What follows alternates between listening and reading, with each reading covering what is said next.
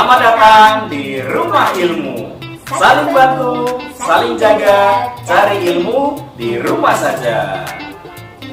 Anak-anakku, perkenalkan, saya Ibu Bibi Kholifa, guru PJOK dari SMP Negeri 45 Surabaya. Kali ini Bu Binti tidak sendirian, tetapi Bu Binti dengan rekan Ibu Binti. Silakan Pak, diperkenalkan. Perkenalkan, nama Bapak Ahmad Hasan Basri dari SMP Al-Islah Surabaya. Oh iya Bu Binti, sebelum kita memasuki materi pada hari ini, alangkah lebih baiknya kita berdoa dulu menurut agama dan keyakinan kita masing-masing agar apa yang kita pelajari bisa bermanfaat untuk kita semuanya. Berdoa dipersilakan. Berdoa bisa diakhiri. Oh iya Bu Binti, selama masa pandemi ini kita harus menerapkan yang namanya 3M. 3M itu apa Bu Binti ya? 3M itu yang pertama Pak Basri, selalu menggunakan masker saat kita keluar rumah. Yang kedua, selalu menjaga jarak. Dan yang ketiga, selalu mencuci tangan dengan sabun di air yang mengalir. Oh iya Pak Basri, anak-anak, di masa pandemi ini, Ibu harap kalian tetap semangat belajar dari rumah dan tetap semangat mengerjakan tugas-tugas dari Bapak Ibu guru. Oh iya anak-anak, jika kita ingin melakukan yang namanya olahraga, sebaiknya kita melakukan yang namanya pemanasan terlebih dahulu agar tidak terjadi cedera atau hal yang tidak kita inginkan. Dan yang berikutnya, anjuran dari Pak Basri dan Bu Binti adalah tidak diperkenankan menggunakan masker saat melakukan aktivitas olahraga apapun. Dan juga selalu menggunakan kaos olahraga ya, seperti yang Bapak Ibu pakai di sini ya. Menggunakan kaos olahraga supaya saat melakukan olahraga itu kalian merasa nyaman. Gitu Bapak Basri ya. Iya, benar sekali anak-anak. Jangan lupa anak ya, untuk selalu menyiapkan buku catatan serta alat tulis, karena materi yang kita sampaikan hari ini Bu Binti dan Pak Basri kalian rangkum atau kalian catat dengan baik yang nantinya kalian kumpulkan di guru PJOK kalian masing-masing. Oh iya Bu Binti, hari ini kita akan membahas materi apa ya? Hari ini kita akan menyampaikan materi yang sangat menarik Pak Basri. Apa itu Bu Binti? Tentunya anak-anak juga sudah banyak yang tahu, yaitu P3K. Nah, anak-anak, siapa di sini yang sudah pernah mendengar istilah ya Pak Basri ya kalau ini ya? Iya, P3K. istilah atau singkatan, bukan singkatan ya, kepanjangan dari P3K lebih tepatnya. Kepanjangan dari P3K. Ayo, ada yang tahu? Iya, anak-anak, benar sekali.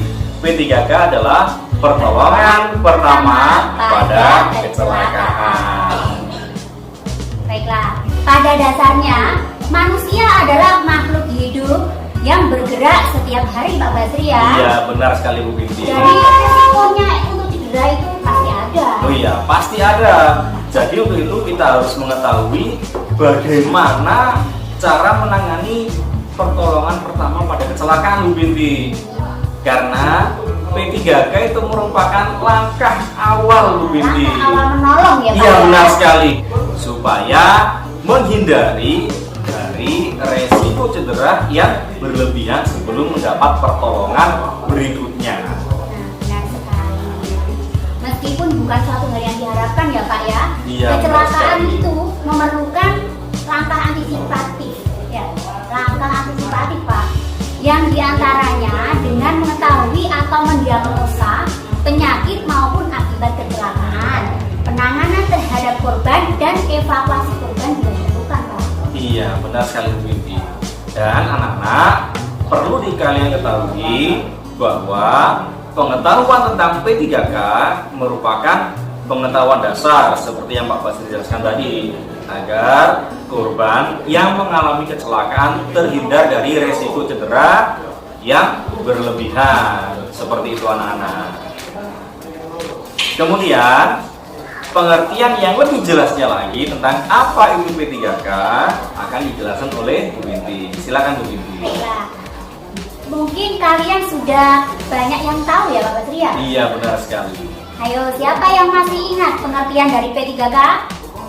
P3K ialah pertolongan sementara yang diberikan kepada seseorang yang menderita sakit atau kecelakaan sebelum mendapat pertolongan dari tenaga medis atau dokter, yang sifatnya memberikan perasaan tenang kepada korban serta mencegah atau mengurangi rasa takut.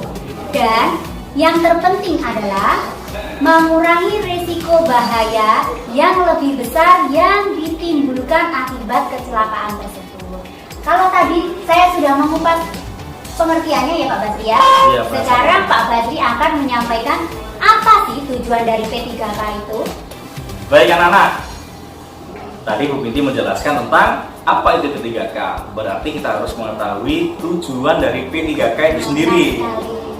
Tidak lain tidak bukan tujuannya sama seperti yang Pak Basri jelaskan tadi, yaitu mengurangi resiko cedera yang lebih besar dari korban yang mengalami kecelakaan.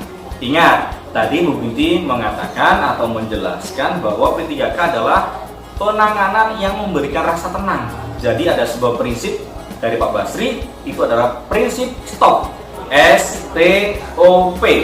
S adalah setting, berarti kita harus menyeting ya. Mengatur ya Pak ya. Iya, benar sekali, mengatur. Maksudnya apa? Mengatur jangan sampai korban yang terjadi kecelakaan ini dilalui kendaraan yang lain ya. Kemudian yang namanya thinking, berpikir ya. T yang kedua itu thinking atau berpikir. Kita memikirkan cederanya seperti apa, jangan langsung bertindak, langsung korban ditolong tapi resiko cederanya lebih besar. Itu jangan sampai ya Bu Binti ya. Iya. Kemudian observation, dilihat dulu lukanya separah apa. Kalau lukanya patah tulang ada penanganan yang lebih khusus lagi. Nanti kita jelaskan di segmen yang berikutnya ya. Kemudian P yaitu planning, perencanaan. Kita membantu lukanya seperti apa, menangani lukanya seperti apa, apakah nantinya kita perlu membawa ke tenaga medis Bu Binti, mungkin ada kecelakaan yang lebih besar atau resiko yang lebih besar ya. Untuk berikutnya nanti di segmen yang kedua kita akan mengupas yang namanya perlengkapan P3K dan juga penanganan pada luka cedera. Untuk itu anak-anak, Pak Basri dan Bu Binti mengingatkan kepada kalian semuanya, jangan kemana-mana, tetap di Rumah Ilmu.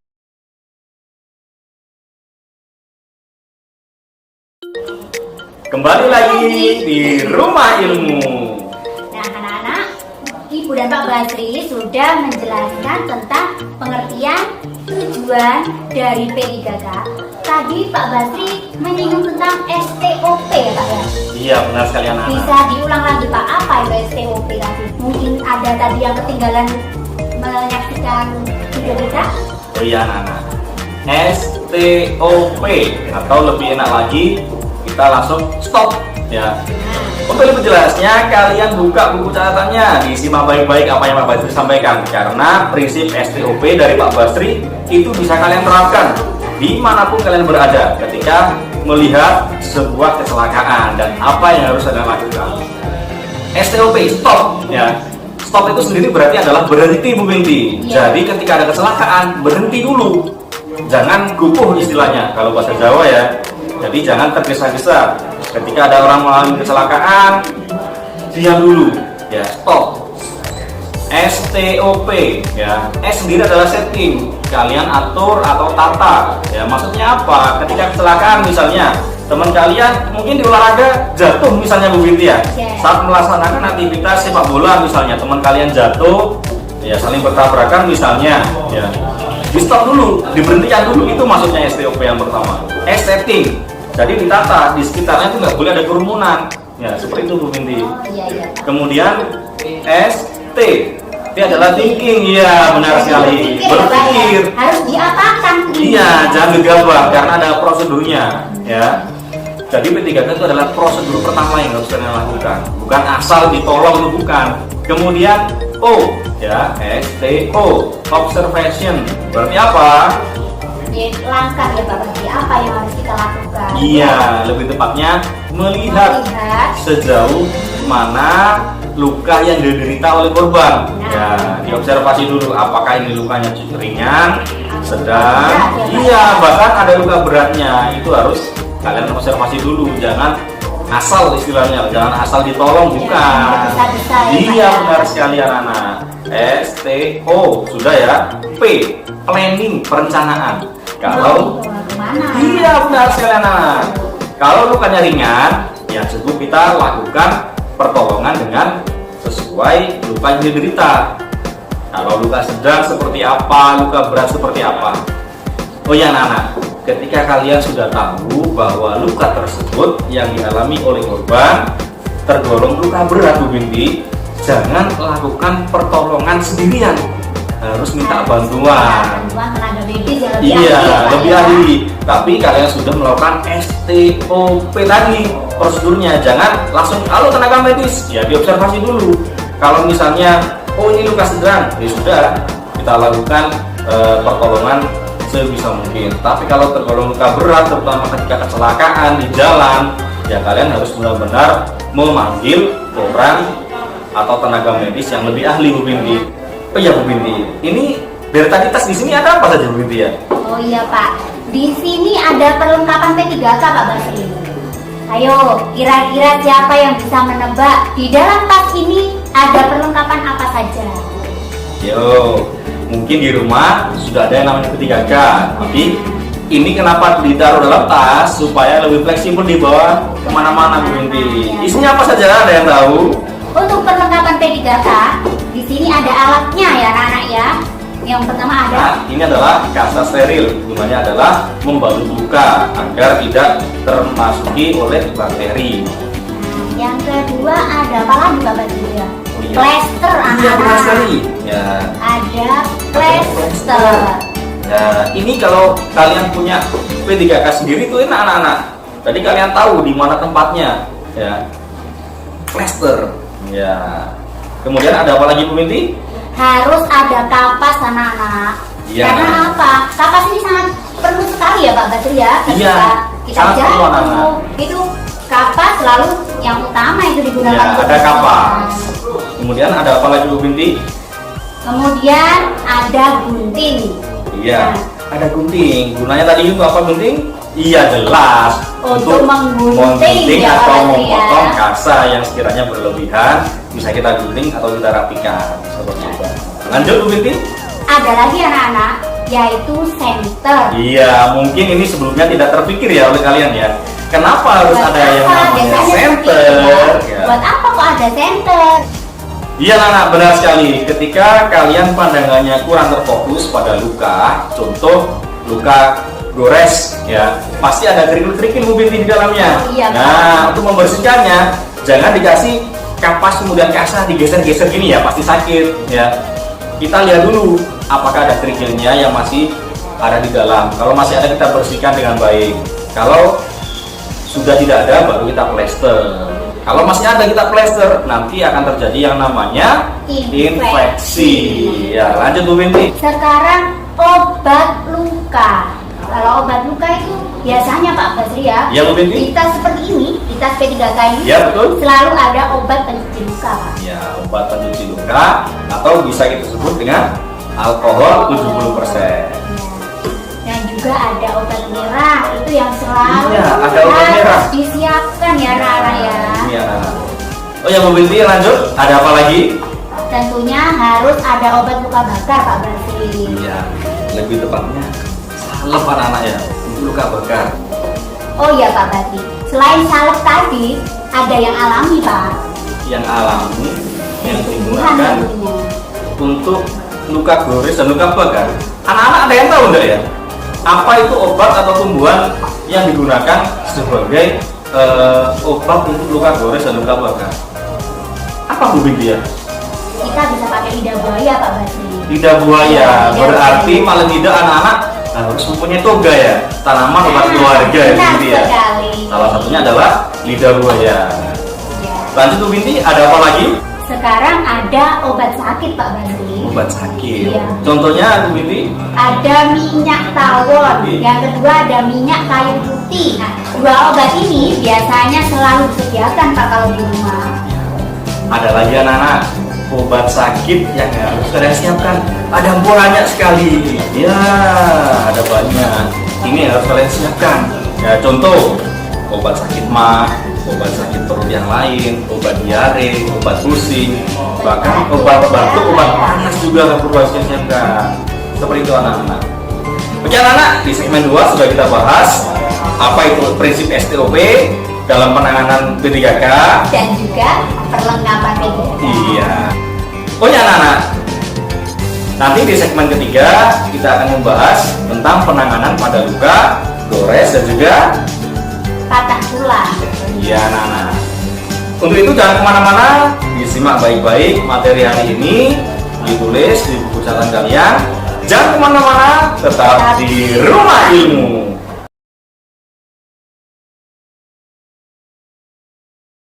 Kembali lagi di Rumah Ilmu. Di segmen ketiga ini, Ibu dan Pak Basri akan menjelaskan atau mempraktekkan ya Pak Basri ya? Ya, lebih tepatnya kita akan kupas ya tentang penanganan luka berdarah. Ya. Nanti ada tayangan ya Pak Basri ya? Iya. Kalian semua tentunya anak-anakku. Sudah siap melihat video tentang penanganan luka berdarah? Oke Bu Binti, mari kita lihat sama-sama video berikut ini.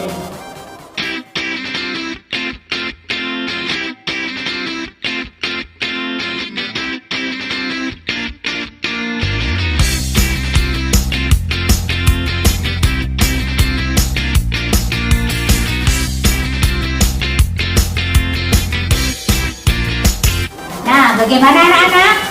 Sudah paham apa belum dengan video yang kami tayangkan tadi? Nah, anak-anak, untuk penanganan luka berdarah itu bedakan luka sesuai dari pendarahan tersebut. Maksudnya di sini ada pendarahan arteri, vena, dan kapiler. Kira-kira itu maksudnya apa ya Bapak Jaya? Oh iya, kalau tadi Bu Binti ada pembuluh darah arteri, vena, dan kapiler ya. Kalau darahnya memancar sangat deras, itu berarti pembuluh darahnya atau yang terkena goresan adalah pembuluh darah arteri, karena banyak atau kaya akan oksigen, jadi darahnya akan keluar memancar.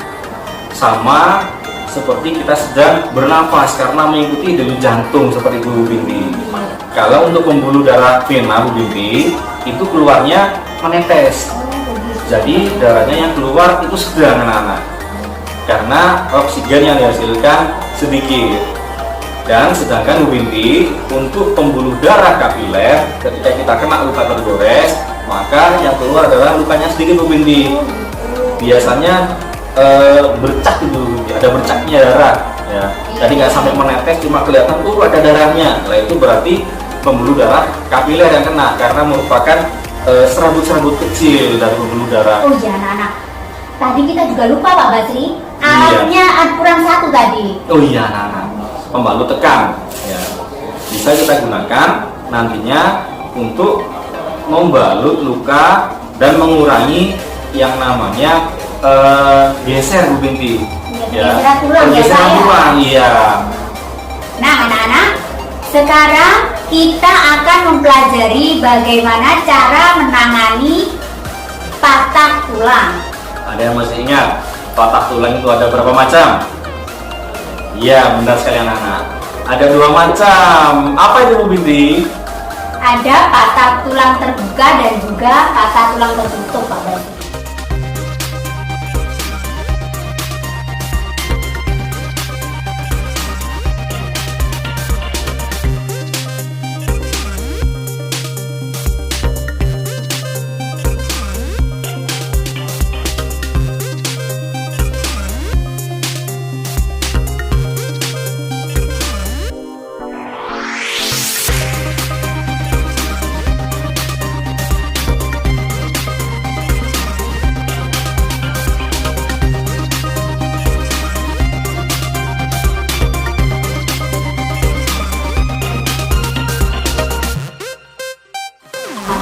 Kalau memar itu kita melakukan rice. Iya, rice. Bukan beras loh ya anak-anak ya. prinsip RICE. Biasanya kalau kalian bermain sepak bola, kemudian terjadi benturan begitu ya, itu bisa kita lakukan yang namanya RICE. Bahkan di ankle kalian biasanya apa saja prinsip RICE itu? Iya, nah, R, I, C, dan E. Ya, R yang pertama adalah rest. Iya, benar sekali anak-anak. Rest. Iya, mengistirahatkan. Maksudnya jangan lakukan atau jangan digunakan untuk olahraga terlebih dahulu. Kalian harus benar-benar mengistirahatkan di mana titik terjadi luka tersebut. Kemudian I yang berikutnya adalah apa Bu Binti? Ice atau es ya Nak ya, Ya. untuk mengompres. Dan yang berikutnya ada C. C itu apa Pak Basri? C adalah kompres. Ya. Jadi kalian tekan ya lukanya tadi, dikompres di sekitar area yang cedera seperti itu Bu Binti. Dan prinsip yang terakhir adalah E. E. Apa Pak Basri? E itu. E adalah elevation anak-anak, yaitu meninggikan. Maksudnya apa? Ketika bagian kaki kalian yang terkilir, jadi kaki kalian diangkat lebih tinggi daripada posisi jantung agar peredaran darah lancar menuju ke jantung, seperti itu anak-anak. Sekarang yang terakhir terkilir Pak Basri. Iya, untuk luka terkilir, Pak Basri tampilkan video yang kalian simak sama-sama bagaimana cara menggunakan ini dia. Apa tadi Bu Binti? Tansoprep atau pembalut luka. Ya, untuk berikutnya silakan disimak video berikut ini.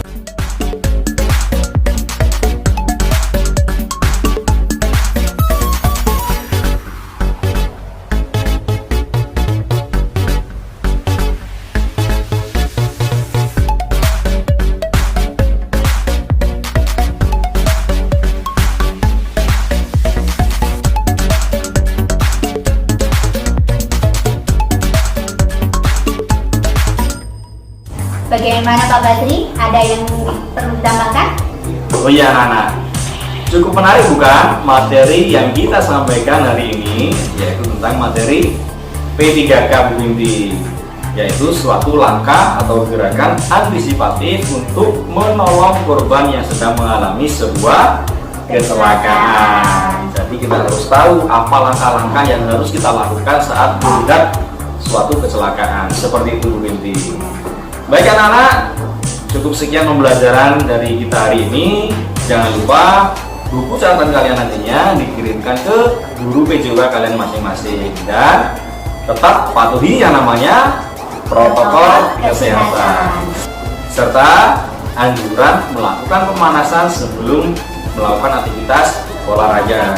Dan juga apa Bu Binti? Selalu menggunakan kaos olahraga. Iya, dan juga disarankan tidak menggunakan masker saat melaksanakan aktivitas olahraga karena akan menghambat sirkulasi udara yang masuk ke tubuh kita. Sekian pembelajaran hari ini, sampai jumpa di pertemuan berikutnya. Tetap di Rumah Ilmu, saling bantu, saling jaga, cari ilmu di rumah saja. Dadah.